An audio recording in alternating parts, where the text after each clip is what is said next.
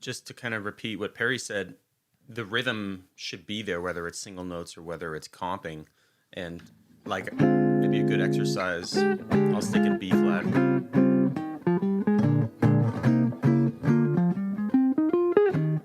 Kind of just like.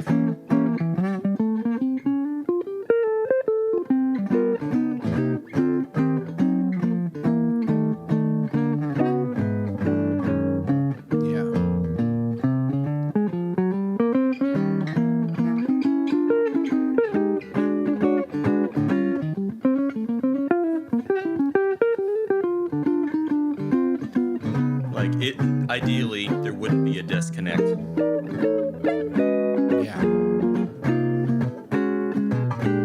Yeah. You know? Yeah, man, that's great. And the flow. I mean, I think that's been a theme of the High Action podcast, is talking about how, as guitarists, we can learn to have more flow between all of these ways of playing this beautiful instrument, you know. Again, for our listeners who are just checking us out on Spotify and Apple Podcasts, the guys and I today are using our full arch tops. I've got my L5. Will's got his 175.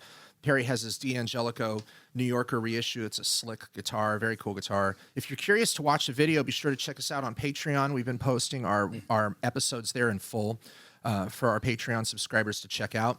You know, something that I thought would be kind of fun too, real quick, as we're doing some playing.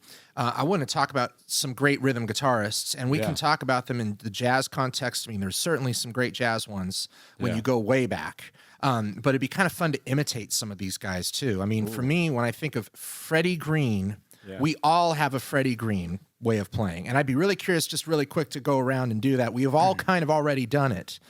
But let me go ahead and start. I'll give you my best impression of Freddie Green, okay, and how he played for 50 years, 1937 to 1987, in the Count Basie Orchestra.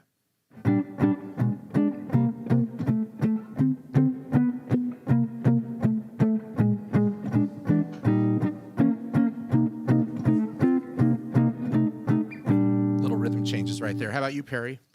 Yeah, gosh. Well, a couple things come to mind. First of all, he's holding the guitar kind of up and out, right, to get as much projection as possible. It's kind of away from his body. I don't have a strap on this, but I'll hold it up like this. And I'll play a little bit of mellotone, but it's that same thing. It's that real thuddy kind of lack of upstrokes too. He doesn't do a whole lot of upstrokes, and a real thuddy approach. 1, 2, here I go.